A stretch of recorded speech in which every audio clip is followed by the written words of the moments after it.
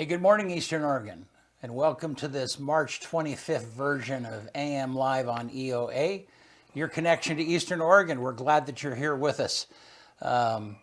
If you have interest in finding our stuff, all of that is available on our link tree, which is at eoa.network.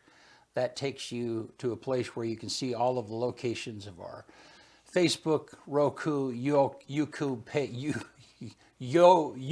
page. So anyhow, you can find all of our stuff there. Here in a little bit, he's running a little bit late, but Terry Hale from the Elgin Opera House is going to be here with us in the studio in a few minutes, and that will be a great, look forward to having that conversation with him. So, hey. Morning. Hey, how are Morning. you? For, second Monday. Yeah. Monday. Almost done with March. My goodness. Yeah, and it's just a beautiful day. I mean, it's supposed to be like 70s today. I can get with that. I'm good with that. Yeah. Hopefully it stays like that. I was going to say, when are you going to break out the shorts again? They're coming. It's I nearly wore there. some the other day. It's nearly there, right? Yeah, it's about time to switch from the winter wardrobe to the summer wardrobe. Yeah. It's I hope it stays. Probably not going to though. Well, yeah, who knows? It hasn't teased us enough yet, I don't think. I mean, I think it's got to go at least like 4 cycles before we can really grab on to spring and summer. Tanya has tulips, and they're up that far. And yeah, which could be a little disastrous if there was spring or a freeze. Oh, yeah. Because a freeze is totally possible still. Absolutely. Yeah. There's no doubt about Yeah. it. Yeah. It could freeze tonight. It says it's 70 today, and it could very well freeze tonight. Yeah, I know. It's just kind of nuts how that is. One of the best female players in college basketball tore her ACL last night in the round game in the tournament to get to the Sweet 16. Juju Watkins for USC. Oh, man. She's a sophomore. She's an All-American. Yeah. She tore her ACL last night, which, I mean, USC was, most people picked them to go to the Final Four. Yeah.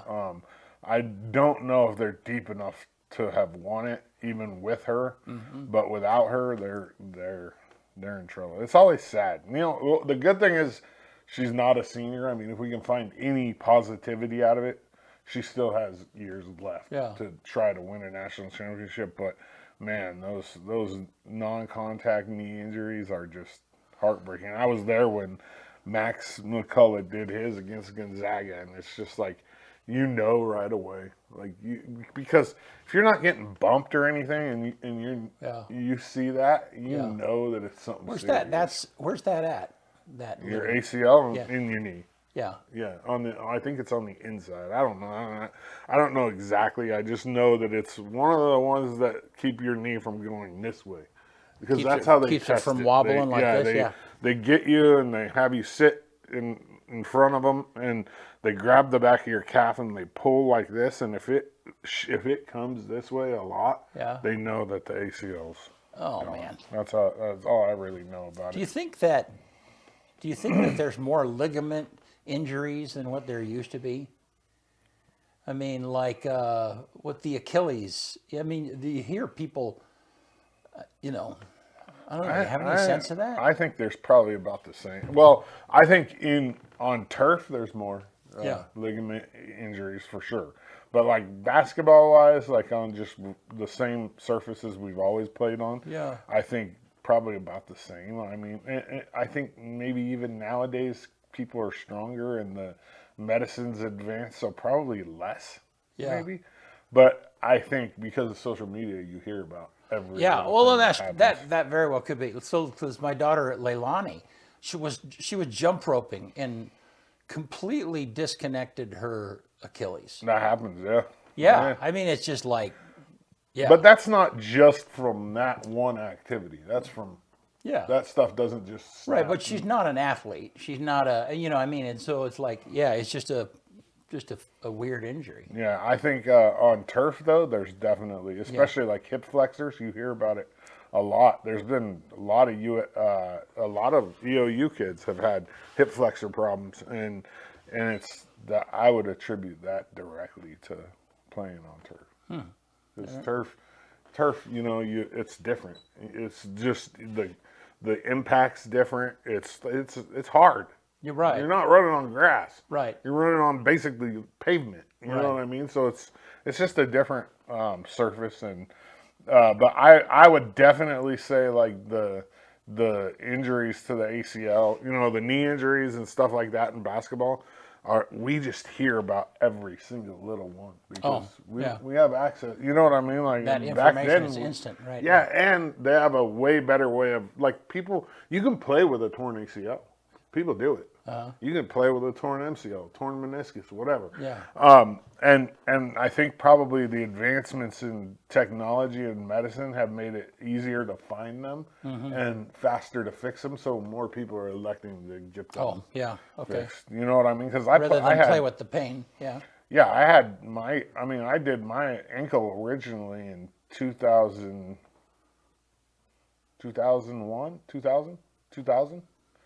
Yeah, 2000.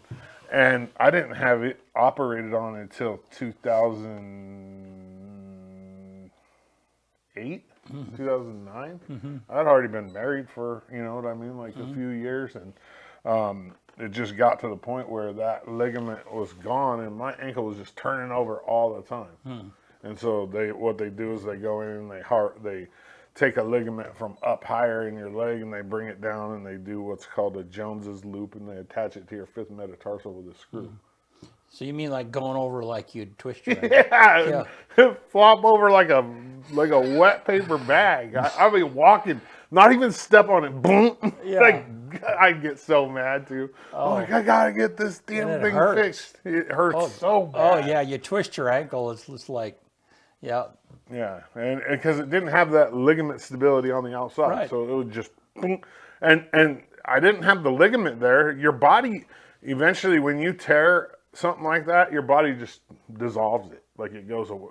Oh really? Yeah, like it just like there was nothing there. There was nothing to hold it from going that way. So it would just. I mean, if I didn't have an ankle brace on, it would just, and it just got to the point where. It was painful. When they went in and did the first imaging, my fifth metatarsal, which is this bone right here in your this bone in your foot, the pinky long bone, had been broke 7 times. 7 times.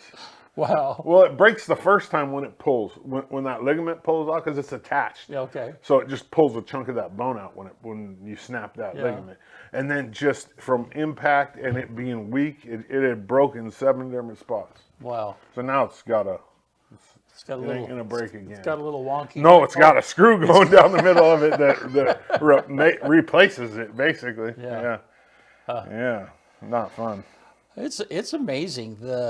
So I think I told you that my aunt, she's 85 and was in a car accident back in Wyoming, and the impact of the car hit her right side. Everything on the right she broke except her hip. I mean, she broke her ankle, her femur, the lower bone. She broke ribs. She broke her jaw. She broke her. I talked to her the other day, and she's finally home. It was 3 months before she was in the hospital and then in a care center, and she finally got home. But 85 and a femur is scary.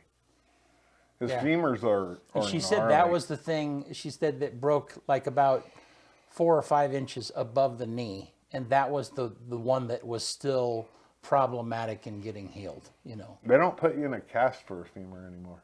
Is it just an external brace of some kind, or what do they do? Well, so the kid, I coached middle school age baseball, and my center fielder and right fielder collided one time, and my center fielder hit my right fielder's like leg area, and it compound tib fib and femur. I mean, his leg looked like it was gnarly, and they just put him in a brace. Like they used to put you in that full body cast, so you could. But now they don't put you in a cast for a femur anymore. No. Weird. Yeah, it's weird. Yeah, it's the biggest bone in your body. I know. When you break a femur, that's like the lump on his leg was this big. It was gnarly. It was. He had to be life-flighted Well, from yeah, a collision in baseball. It was crazy. yeah. Well, and thankfully for my aunt, it didn't break her hip, because that, for older people, that's the thing that sometimes they just They don't come can't. back from. Yeah, well, I mean, I would think femur would be too. I mean, Yeah. I like at this point in my life, I'd rather break my hip than my femur. Yeah. No doubt. But at that point in my life, probably femur. I don't know. I think I'd rather not break either. I have a friend who's a little older than me that he broke a femur playing pickleball.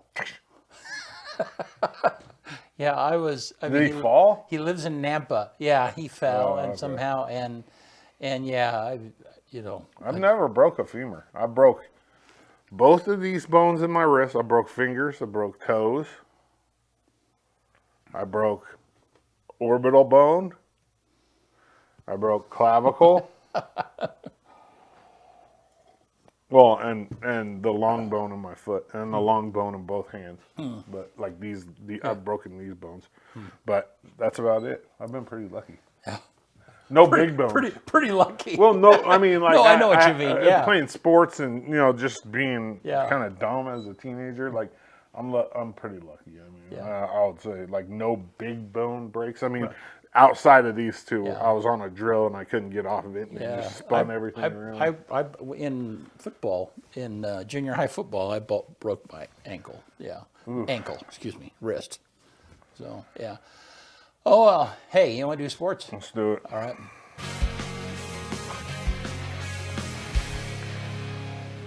AM Sports Report brought to you by Northwest Furniture and Mattress. When you shop for a new Sealy at Northwest Furniture and Mattress, you're getting the #1 trusted mattress by Americans. You're also receiving long-lasting comfort at an unbeatable value plus free delivery from Northwest Furniture and Mattress in LeGrand. Big Red Rocking Chair on Elm, off Adams. EOU softball won all 4 of their games this weekend versus Warner Pack to push their record to 14-3 overall and 11-1 in the toughest conference in the country, the CCC. You have the #1 ranked team in the country, the #2 ranked team in the country, and then EOU, who's at 13, even though we beat the #2 ranked team 2 out of 4 games and 2 out of 3 that count. They still get a lot of love, Southern and OIT, and they should. I mean, they went to the NAISB tournament in Georgia and competed at a high level. EOU, though, man, these girls are tough. They really are. They're just finding a way to get it done every weekend. They go to Montana this weekend for 4 big ones against the University of Providence. EOU baseball got 1 out of 4 from #20 LCSC over the weekend. They're 8-19 overall, which is respectable for this EOU baseball team, considering all of the circumstances that have happened in the last 5 years. 8-19 is something to be proud of right now. They're 5-12 in the CCC. They go to Eugene this weekend to take on Bushnell. We'll talk more about EOU track and field on Thursday. LHS softball ran their record to 5-0, winning 4 over the weekend in Idaho. The second day I watched the games, I mean, I was in and out. We scored a ton of runs. I don't remember the exact score of the games. It was in the high teens. But we also gave up a lot of runs, which is kind of got me a little bit worried. If we can't give up 15 runs a game and win every game. So they need to get that figured out, pitching and defense as well. They host Vale tomorrow right here in LeGrand at Community Stadium. The opener for the Tigers. It's tomorrow, and it's supposed to be absolutely gorgeous. LHS baseball is in Arizona for spring break. They won their first game yesterday versus Manitou Springs 14-0. They play Air Academy today at 12 and Pueblo Central tomorrow at 9 a.m. They got to go to the Arizona Diamondbacks spring training game last night, which is really cool. This trip is a really special, important part of LHS baseball, and a lot of the families make it their spring break or their vacation for the year. And there's a lot of people from LeGrand that go down there and watch and just hang out for this week down in Arizona. thank you to Arlie Anderson for the pictures. She's going to send me pics today and tomorrow as well.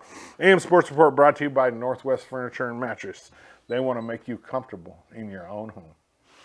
All right. Good stuff. Thank you, man. Yeah. All right. Well, hey, let's take a look outside.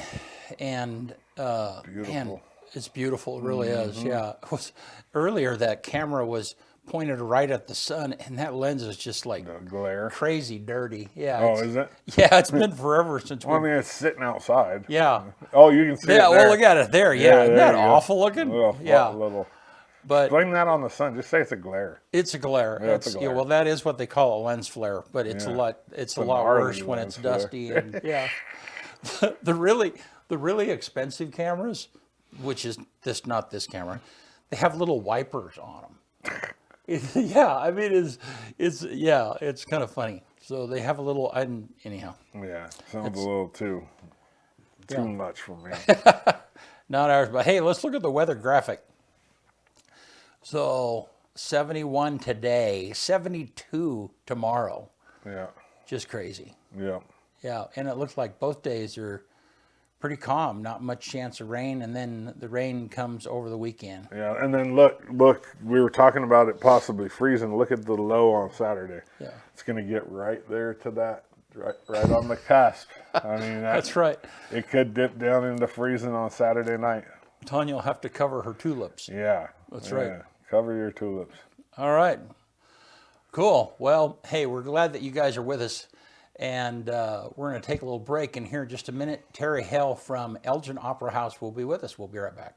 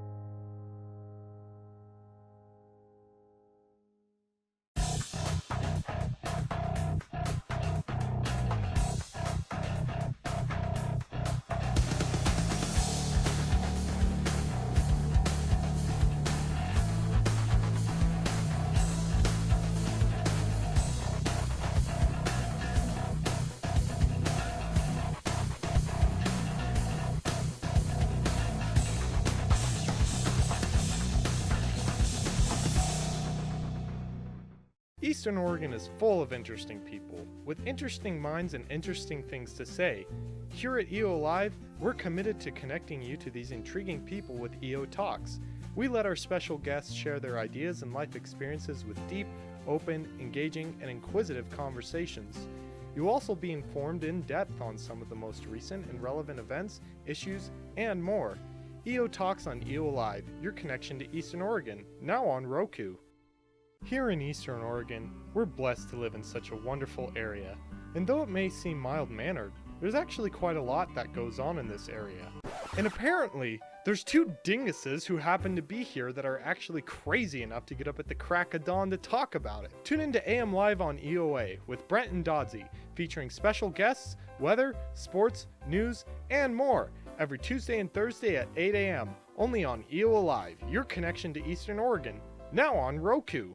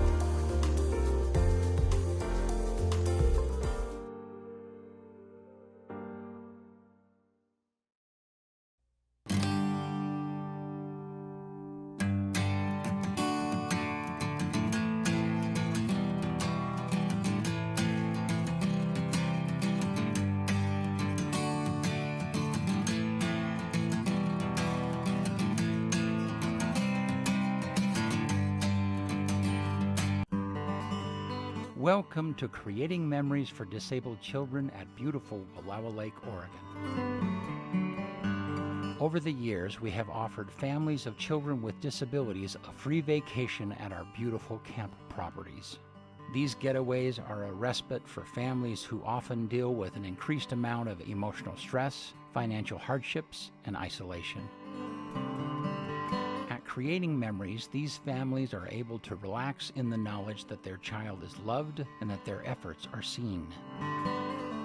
Since 2018, we have completed a cabin renovation every 2 years, continually increasing our capacity to serve. We have fully renovated 3 cabins to become fully accessible lodging for families, including full kitchens and wheelchair accessible bathrooms.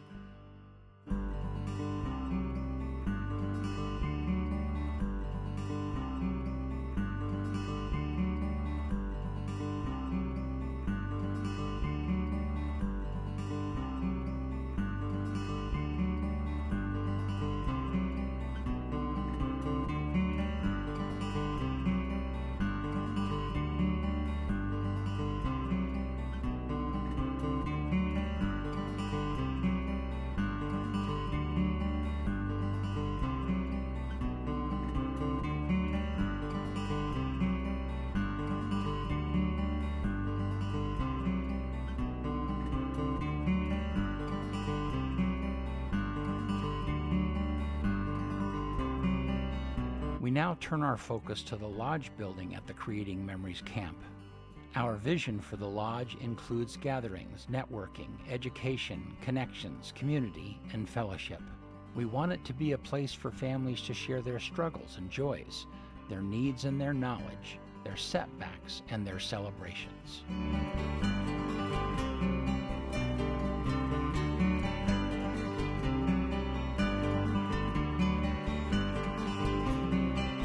We are creating memories for disabled children, and our mission is to do just that.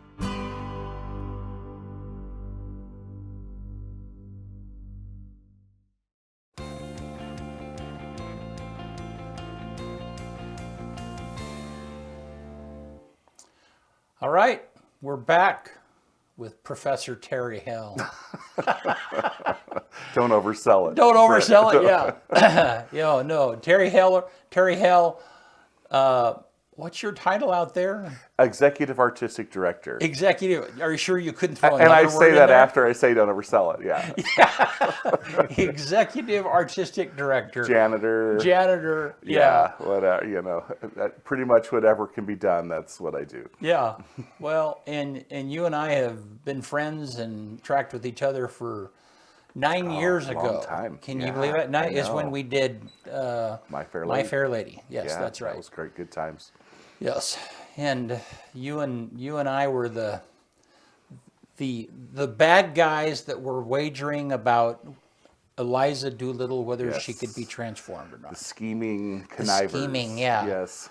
Yeah, you know what's funny? That was fun. That same plot. What was the plot? It was in Trading Places. Isn't that what there was a Yeah. movie years ago? I mean, they've done that, but That old Pygmalion script. right. But with Eddie Murphy was in that show. Do you remember that? Yeah. Oh, it's classic. What a great movie. It really was. Yeah. So Eddie Murphy was a beggar, and he was perfectly cast for that. He was a beggar on the street, and they made a wager of whether they could turn him into a financial executive. Wall or Street something. tycoon Yeah, or something yeah. like that, yes. Yeah, great movie. That brings back some memories. Yeah. Well, hey, good to see you. Thanks too. for yeah. Glad I made it. Yeah. Good to be here. You live in Elgin, which makes I do. sense. Yes, and so no, thanks for being here. So For sure. why don't I know the story, but why don't you tell us just a little bit about how the Elgin Opera House got started? I mean, how your involvement in the Elgin Opera House got started. And I don't know if we've got enough time on your show to do that. I mean, I'll just make it really brief. Yeah. I mean, back in 2006, my wife and I were on vacation. We were traveling with some friends, and my parents called and said, "Hey, we're moving to Elgin. We're going to sell." We all lived in Portland. We're going to sell all of our stuff. We're moving to Elgin. We said, "No, you're not. You are not moving to Elgin." Don't do anything. Hold. And so we diverted our trip, and we came out. We darted out to Elgin to prevent them from moving there. Prevent them. Yes, they're like, you can't do this. And when I got there, my aunt showed me she'd got to go see our opera house, and it had been closed for a long time. And so I said, all right. We went down and we toured the opera house, and I said, well, what are they doing with this place? I mean, this is pretty spectacular to have a little theater like this in this town in the middle of nowhere. Of course, Now, and you had sorry, theater. Elgin friends, but to me Yeah. that was the middle of nowhere. Right, and you had theater background. Yes. Okay, yes. Yeah. Through college. But I think from at the a young time age. you were doing financial stuff at that. Yeah, Yes. okay.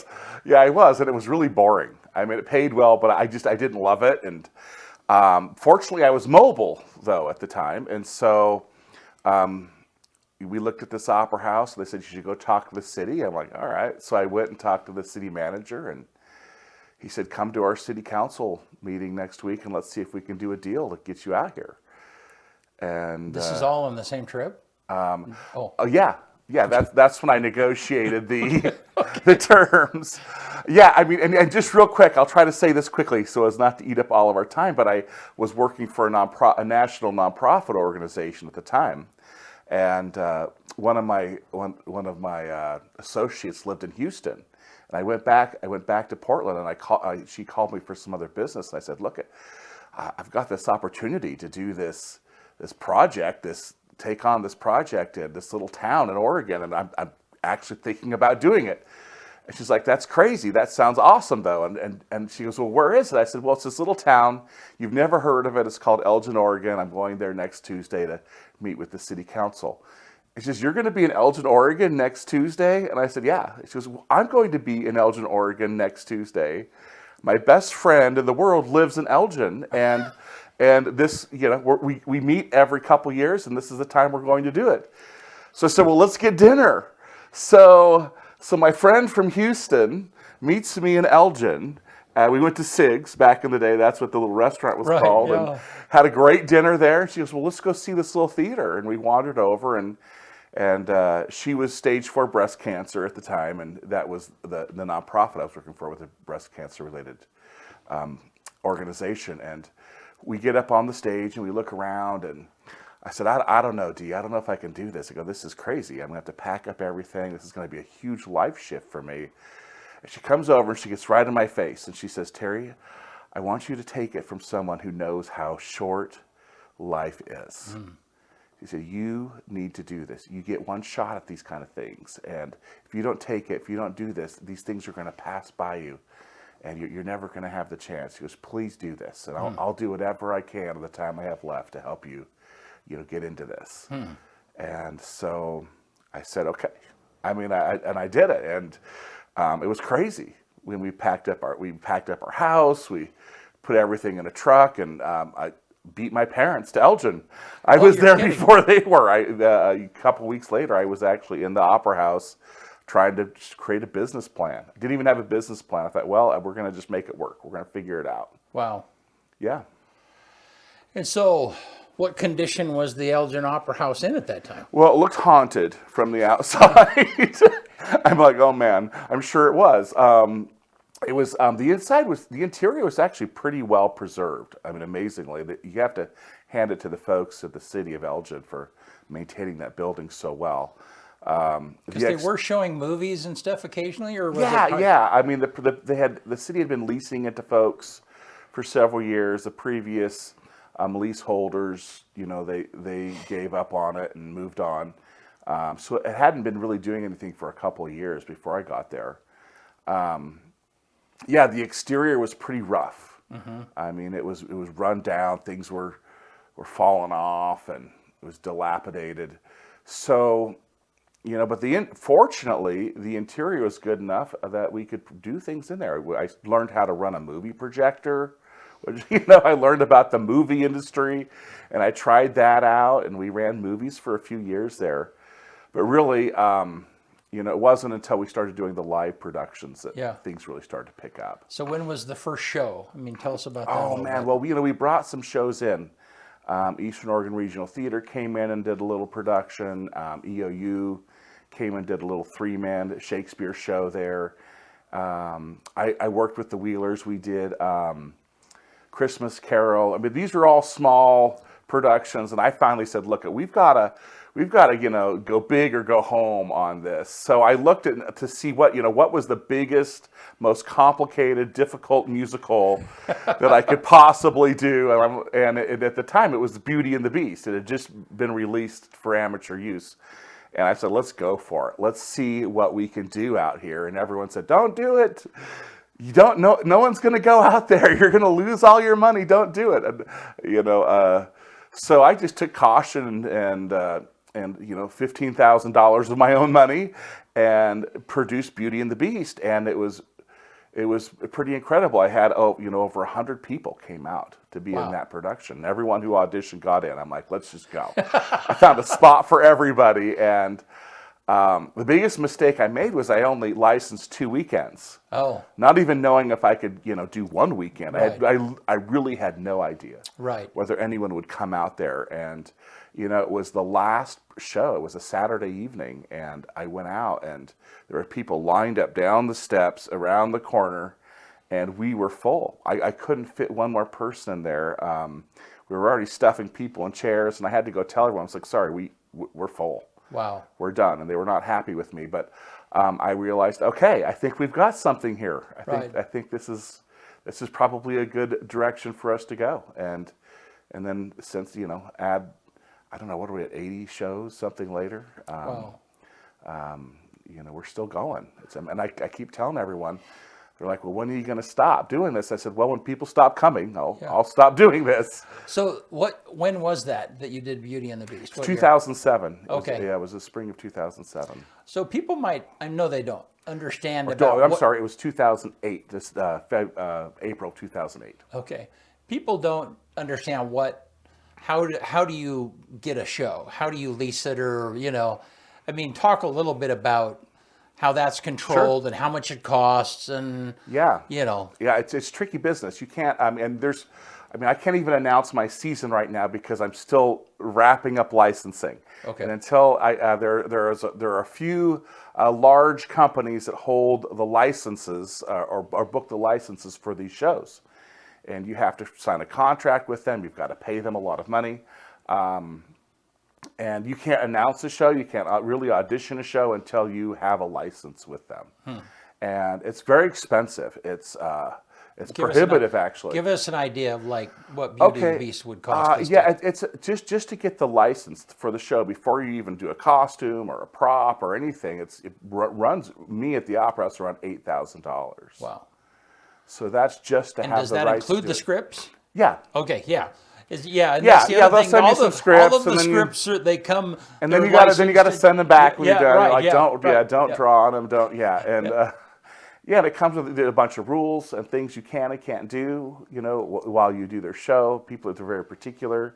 Right. Some companies are more particular than others. And if you've only licensed it for 2 weekends, it's not like you can go, oh hey, let's add another weekend. Or... Yeah. I mean, you can. You have to let them know, and then they'll ask you to give them more money. Right. Okay. And I've done that. And sometimes I'll put actors on call. I'm like, hey, look, we don't know how the show may do well. It may flop. Everything's a risk. It's super risky. And if people don't come, okay, you still license the show. I mean, you pay for every seat in your house, whether someone's sitting in it or not. So interesting. Okay. Yeah, it's tricky business. So it really is amazing that we've lasted this long. Yeah. And I'm really appreciative of the support that we've gotten from the community. But like right now, we're starting a season in Pendleton this year. We're going to do a 3-show season, and all of my licensing is wrapped up and we're good to go, but my Elgin season is I'm still waiting. I'm still waiting to get these licenses back, and once we do that, I'll be able to announce my Elgin season. Wow. But it's going to be pretty fun. It's going to be a great year.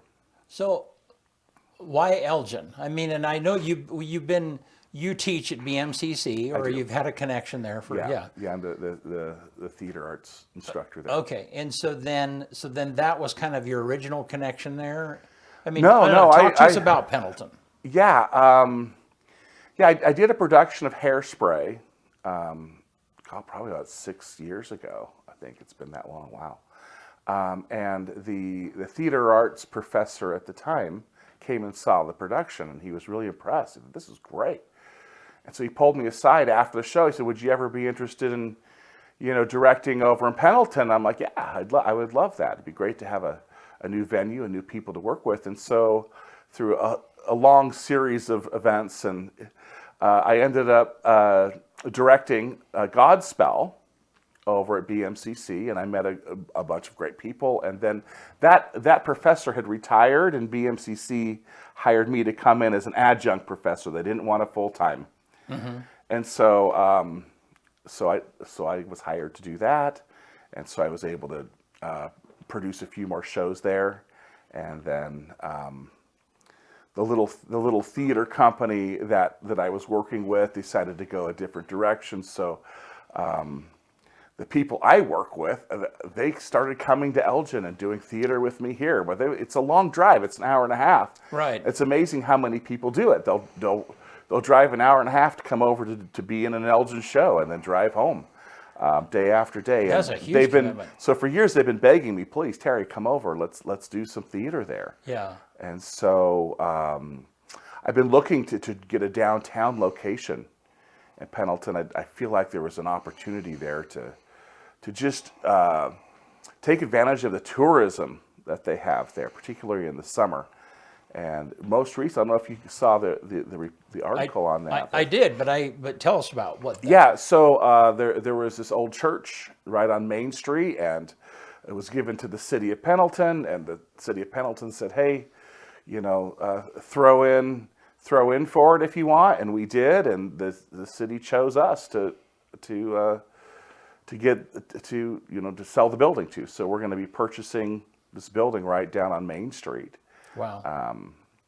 And it was a very generous deal. I don't want anyone to think that we're throwing money around, because we don't. We're a little nonprofit company. But so now we're going to have the opportunity to do 2 seasons. We'll do our Elgin season like we normally do, and then we will do a Pendleton season as well.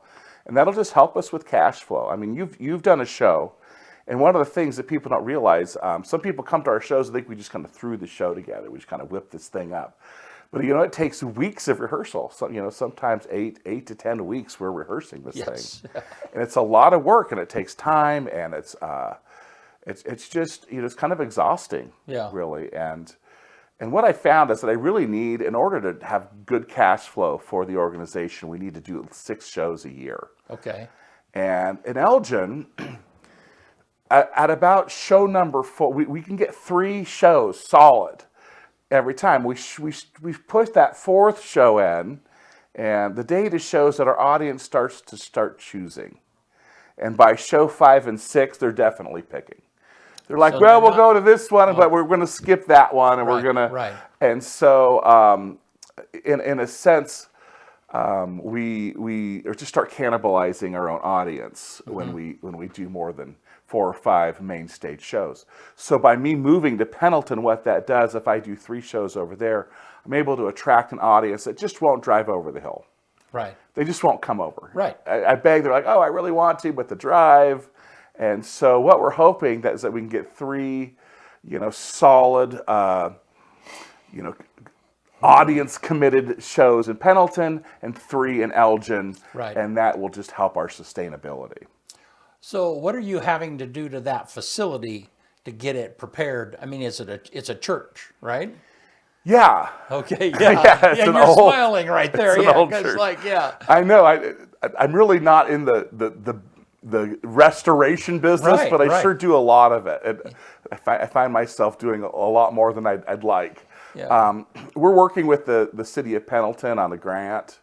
It's a downtown grant that they actually started before we committed to take the building. We're hoping to get that grant, and that will help us get all the ADA. I mean, it's an old building, so we've got to upgrade the ADA access and all of those things. We'll have to put the seating in and build the stage, and but it's really it's a pretty good condition. Good. It's a super charming building. You should come over. We'll give you I a will. tour. Yeah. No. Yeah. Well, we'll do it. So, before I go, tell me what you guys do in the summer, because that is also something that's like super unique, Yeah. Yeah. Well- tell us about your youth programs and then also what you do in the summer. Okay, well, let's see. Well, it was probably about 10 years ago that I realized that we had a group of kids that really loved doing this art form. They were into it. It was like a sport to them, and it is like a sport. I mean, they work hard. They're extremely committed, and I thought I need to do something for these kids. And so I started this group called Opera House Youth Actors. I thought, well, we'll just try it, see if anyone comes. And we started competing with them. So we would take them to these national competitions. And the first year that we went, we won the Inspiration Award for the whole festival. I mean, they loved us. We came in like, look at this little group from this little town and nowhere, and they just poured their hearts into it. Right. So we got this national award, and we thought, well, let's do it again. And so we increased the size of the group a little bit, and we went again. The next year, we won the All Festival Award. We won the top award for the entire festival. Blew us away. I mean, Wow. And one of our actors won the All Festival Award for Best Male Actor. So I mean, he beat out everyone. Like, Wow. people came from all around the world to go there. And so we've been competing there for several years, and then we also take them for variety's sake. We take them to other venues, like we'll take them to Disney and participate in their program where they get to go perform in the park, and that provides variety for them and opportunity that the competitions don't. And this year we're taking them to London. So this year we're going Oh, really? Yeah, we're going to go to London, and Grant Turner's going to take us around. We're going to be at the Globe on Shakespeare's birthday. And I mean, we're going to have this great time, this great educational experience. But along with that, every summer we do this camp where, kids come from all over the Northwest, this theater camp. And it's very good. And the kids do a lot of the work on that. Our older kids, we're teaching them leadership. We're teaching them how to communicate. We're teaching them how to lead small groups. A lot of the kids will do the choreography, the music. They'll help with the directing. They herd the kids around. They're just great little mentors. Yeah. And it's become very popular. This year, we're going to be having a camp in Pendleton and a camp in Elgin. So again, we're trying to just reach more kids, expand our program. How are you doing this? And you brought on some staff to help you with this. Tell Yeah. us about that. Yeah. Well, I've got some permanent staff. I've got a tech director, thank goodness. It took me a long time to be able to get to where I could do Nathan. that. Yeah, Nathan comes in and Yeah. he helps build the sets, handles the lighting, all of those things that Right. are just make my mind melt. So he does those things. I've got Kathy Bonney handles our finances and writes grants for us, and I have a personal assistant, Gina Adams, who helps me just keep, Yeah. Gina was she's in, obviously on vacation this week. yeah, Gina was so- in My Fair Lady. Yeah, she was. Yeah. She's on vacation this week. And then really I think one of the neatest things is that these kids, these teenagers, older teenagers come in and they take these leadership roles on. Kaylee Davis, who has been with my program for years now, she's coming on as my camp director. She's just great. She'll graduate from high school this year. She's a senior. And so now she's going to be basically helping me run this camp. Right. It's amazing to me, these kids, the experience that they get. And they're going on to these great schools. Some of them are going to Stanford. They're getting into these elite programs. They're getting some great training out there. And so not only are we teaching them the arts, the performing arts, and they're excelling at that, but they're also learning these amazing life skills and these leadership skills that are going to help them in whatever they do. Yeah. So why? And you and I have talked, we have a lot of similar passions for youth, but tell me why, why is this such a burning thing in you? Where did that come from, do you think? I don't know. There's just like something inside of you that says, hey, you've got to do something meaningful. Yeah. And clear back in 2006, when we just made that decision, that leap to come out, I sat with my my wife and Stephanie, who's just amazing. None of this would happen without her. And I said, this is going to change everything. Right. I mean, this is like a mission. I mean, we're going to come out here and, this really isn't like a career, like a normal job choice. As a matter of fact, a lot of my friends who I worked with in business said, Terry, don't do this. Don't do this. This is crazy. These are your earning years. This is nuts. Don't do it. And we did it anyway because we just felt like, when your friend D, who's dying of breast cancer, says, Terry, take it from me, you need to remember how short life really is, and what little time you have here. Do something special, do something amazing. Yeah. And it's kind of just stuck with us. And again, it's been one of those things where, I've always said, how long are you going to keep doing this? Well, as long as people keep coming and I keep trying these new things, I'm like, well, if people do it, then I'll keep doing it. If they don't, I won't do it. It's, I don't really want to overthink it. It's kind of like, well, I keep doing shows and I audition a show and people keep coming out for them. So I'll probably keep doing it until people stop participating. Well, and it's always amazing to me. I mean, when I've gone to shows that had a lot of kids, elementary kids, and I mean, I've done enough music to know that it's hard to get kids to sing, Yeah. And then when I go out there and there's 50 kids on the stage, and I mean, they're just blowing the doors off the place because they're singing, Yeah. And I mean, that's monumental. I mean, it's just, and not only that, but then to watch those kids get older and then they begin, They're teaching the other kids. right. And You have this and you're pulling people from not only from Pendleton, but from Wallowa County. yeah, Yeah, from I mean, 6 counties. Yeah.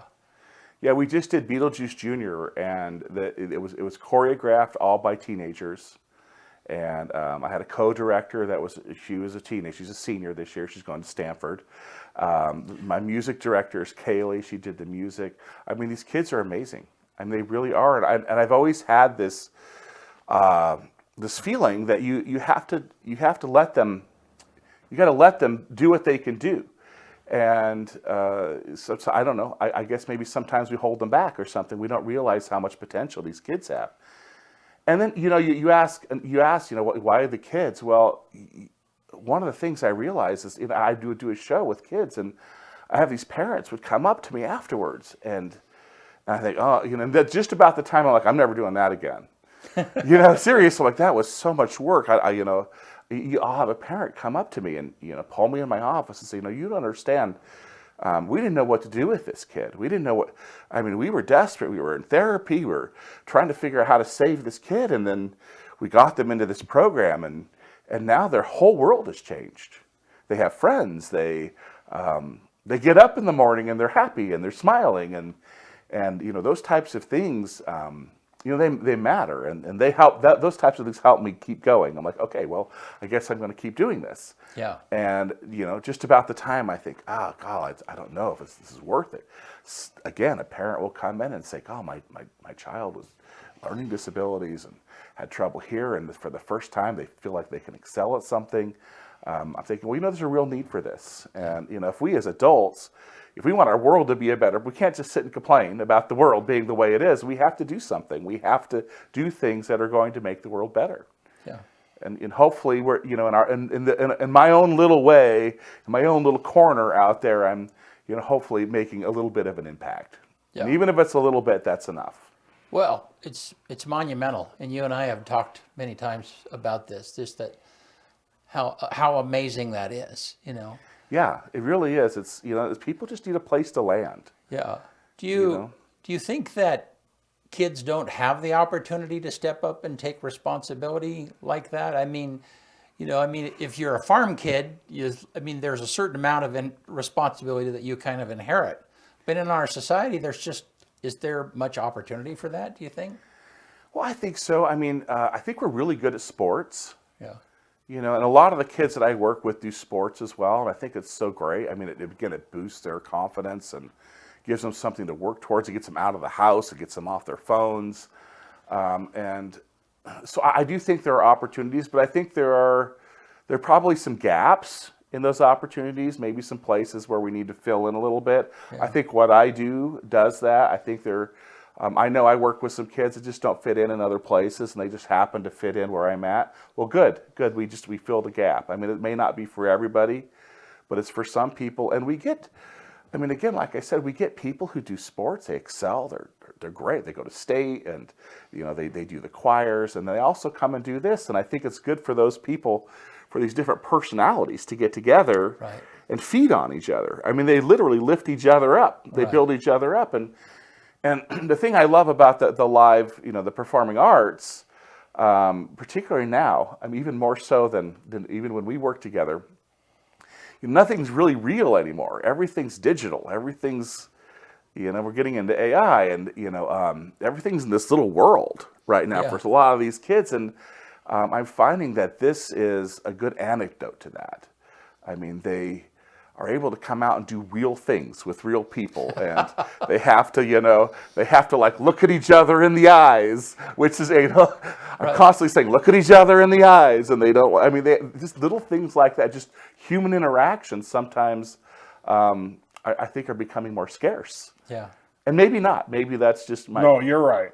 No, yeah, you know what I mean? 100% Tell right. them about your son. You're 100. My son. Okay, so this is a great story on that.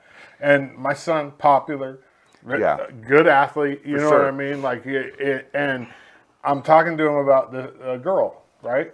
And he's like, "Yeah, I'm talking to this girl, and he went to the same school as her, the same high school, and had never talked face to face with her." Yeah. I was like, What do you mean? And he's like, I've never talked to her. I'm talking to her on Instagram. I'm like, where are we? On a Friday night when I was a kid, the way you found out where things were going on is you drove up and down Adams. And everybody would yell out the window, "Hey, party up," or whatever. I know. We had to go. You had to talk to each other. You had to interact with people. Nowadays, there's no. And when you talk about extracurricular activities, there's research. It doesn't matter whether it's sports or acting or music or anything. There's research that says that kids that are involved in extracurricular activities are less likely to get in trouble. Yeah, and it's true. It's 100% true. And it's true. I joke with some of my kids. I'll have a show coming up, and they'll come up to me like, "Oh, I don't know if my parents are going to let me do it," and just tell, I maybe I shouldn't say this, but I say, well, just tell them that, if you let me do the show, I won't do drugs. Right. And so maybe that'll help. But there is a correlation. I know. It's a joke, but it's kind of true. It is true. And it's not just for the kids. We talk a lot about the kids, but it's the adults too. Right. I mean, we're friends because we did this show. Right. And I encourage the adults to come out and participate. And come out and be a leader. Come out and be an example, and make some new friends. Right. Because I think we get on our devices too. We're not immune to that. I know I do more and more, and it's great. I go into rehearsal. I put my phone on my desk, and I get to go out and talk with people, and make connections. And we need to make connections. And I think that's really. Really what it comes down, I mean, what we do out there is that's what we're doing. We're making connections. We're connecting with each other. And then as actors, we're connecting with an audience. Yeah. And it's just real. I mean, it's real people. It's real people. Yeah, and it's right now, too. Every show, something different happens, and you never know what you're going to get. Someone's going to go up on their lines or something, and something's going to fall. And it's just all very real. It's not overly produced, and I think I think more and more. I think as humans, I think we're craving that. Yeah. But so I encourage you to come back out, Brent, and do a show again. What have you been doing? I know. What? Yeah. What's up? No. And I mean the connections that I made during the show are the most valuable thing. Yeah. The friendships that you. Right. Yeah. Ken Wheeler was just in the chair that you're in just a few weeks ago, and talking about Fiddler. Yeah. Nice. Yeah. And amazing people. I mean, I knew Ken, But Yeah. you and Ken and I were in the same dressing room, and so we bumped into each other a bunch, you know. Yeah.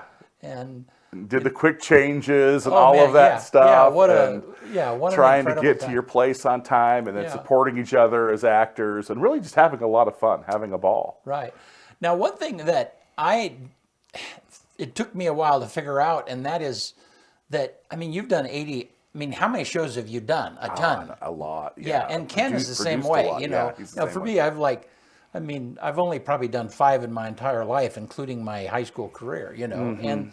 excuse me, my college career. And so, you know, for me, each one of those is still monumental. For you, I mean, it's like, some of it's got to be like turning a page. It's like, Yeah. okay, here we go, next Yeah. one.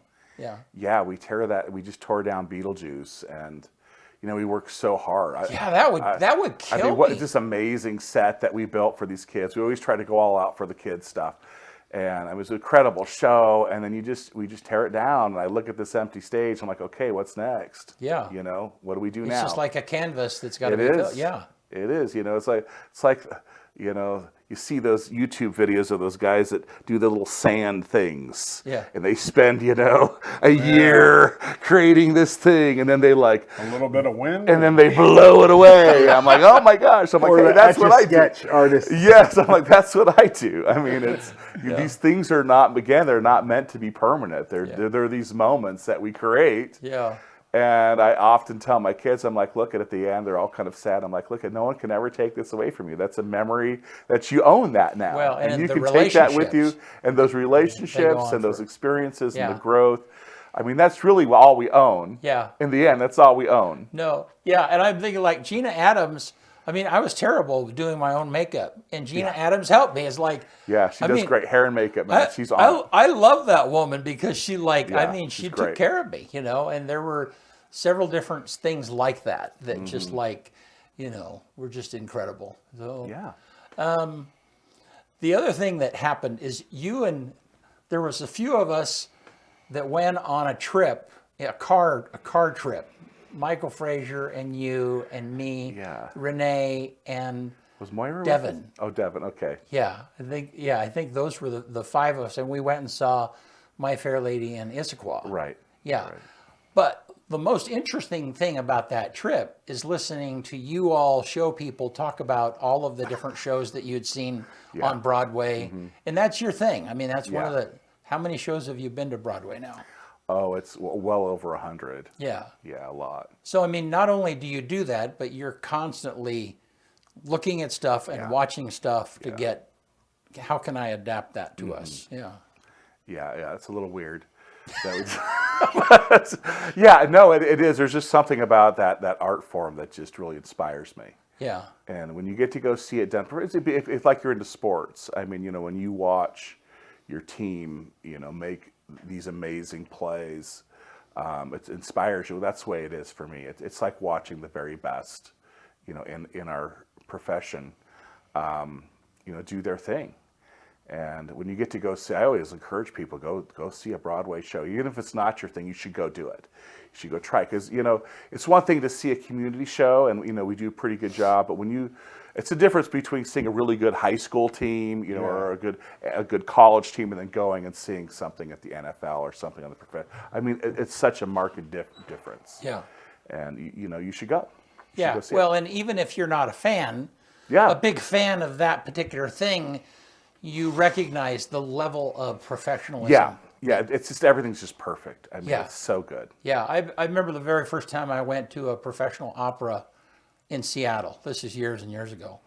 And I mean, I didn't really have an interest in going to an opera. But I mean, when I got there and I saw the set, I mean, I cried. Yeah. It was an Italian, and it was like, Yeah, it's I was very just, moving. I was so moved Yeah. just by the vastness of the set and the beauty of the lighting and the, you know, it was phenomenal. So Yeah, and you know, and come out to the Opera House. Yeah. And see our shows there. Hopefully, you'll be moved there as well. Even if it's not your thing, come try it out. yeah. Well, man. So before we quit, just tell me about your kids, because Oh my that, gosh. I mean, that's been a progression for you. When you came here, I mean, How many kids did you have? Did you have? I had two. You had I had my two? two. I had And then Maddie your- and Abby. They were just little. And then your little son was things. born while you were here. Yes, yeah. Joey was born up at Grand Run Hospital. Yeah, and they have progressed. Yeah. Elgin Opera House has been one of their. Tell us about them. Yeah, it's one of those things where you get to go to work, and it's every day is like bring your kids to work day, and it really has been one of the things that's probably helped sustain me in this, because we spend a lot of time at the theater, and I always encourage families to come do this together if they can. We have a long tradition of fathers and daughters coming out and doing shows together, and I encourage that because you do spend a lot of time there. And with my kids, each one of them has had their opportunity to shine. And they'll be the first to tell you that they've also spent a lot of time in the ensemble. They really, I'm really proud of them, because they don't think that they deserve the leads in shows, and they're just as happy to be spirit carrier number 10, as they are to take a lead in a show, and they've done all of that. Yeah. And my daughter Maddie, she's had the opportunity to play some leading roles, and Abby, not only she's had a couple of good leads, but she's also excelled in the choreography. Right. So she's just really good at it, and I love working with her. I get to spend hours working with her on productions, and we get together and we scheme about how things should go, and to be able to have that relationship's been just pretty incredible. And then Joey, Joey kind of tagged along, and he was in the Opera House Youth Actors, and he always liked it. But as he got older, he really started to enjoy it. And he did sports. He played football and did other things as well. But he's like, Dad, I really like this theater thing. I really like it's those connections that you get there. I really like the connections you get to make. And he just played Beetlejuice. Oh, really? And that was his first, he's a senior, and that really was his first big role. And, he hit it out of the park. He was amazing. And I think I was even a little surprised. I was like, wow, he did a great job. I was really proud of him that he was able to, step up and take that role. But, he's been in the ensemble, 20 times, wow. In the back, doing the thing with the rest of the kids. So, it's never been one of these things, at least with us, and maybe other theater programs have this problem where the director's kids get all the roles. We just don't do that. It's like if you deserve it, you get it. If you don't, I'm giving it to somebody else. They have to fight for it just like everybody. Yeah. But then just having them there, in the theater with me has been a real joy. Yeah. Well, and there's a language with family. They know there's intuitive stuff. They know what to do without you even telling them to do. Yeah. Yeah, and that's awesome. That has goods and bads. But it makes life so much easier. Yeah. It is. It's great. And and my wife, of course, she's been involved all along. Sometimes she's a musician. She's a musician, drummer, right? Yeah, she plays the piano and the drums. She's been in a couple of shows, but always behind the scenes, supporting and encouraging, and doing the dishes when we because we have to leave for rehearsal. Always doing those things that aren't seen, and helping with the finances and all of those things. Yeah. Well, Terry, thank you. Thanks for making. You're welcome. I'm glad I made it. Yeah. Yeah, no, and you're a dear friend, and just always. You too. Yeah, always treasured. You and I connected. We're auditioning for Seven Brides for Seven Brothers. It's a good time to get those boys out. And I always say this to the boys. I'm like, this is where you want to be. All of the good-looking girls are in the theater, and so if you need to make some friends, come on out and audition. We'd love to have you. All right. Cool. When those auditions are going on right now? Right now, yep. It's all online, so just go to elginoperahouse.com, and all the details are right there. All right. Cool. Nice. All right. Thank you. Thanks for having me. Yeah, you bet. You want to get us out of here? Yeah, let's do it. On this day, what is it? March 25th. 1813, the first U.S. flag is flown in battle on the Pacific by the Essex. 1882, on this day, the first demonstration of pancake making is held at a department store in New York City. 82? 1882. 1882. Yeah. Okay, 1996, on this day, the U.S. issues the newly redesigned $100 bill. There's not a lot of stuff happened on this day. 2019, NASA cancels a planned historic all-female spacewalk because it doesn't have enough spacesuits to fit women. That sounds like something NASA would do. It really does. Number one movie in America on this day in 1995, Outbreak.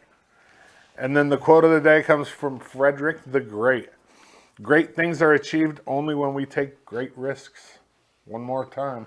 Great things are achieved only when we take great risks. Alrighty. Oh, Cody Bowen's show tonight. We never Yeah. even talked about it. We didn't even didn't. say anything. We're going to talk some Measure 114 tonight on the show. So if you don't have anything going on, 5:30 p.m. live right here on the EOA network, Keeping It Clear with Cody Bowen. Myself and Cody Bowen are going to take questions from you guys. Should be interesting. Yeah, it'll be fun. Yeah.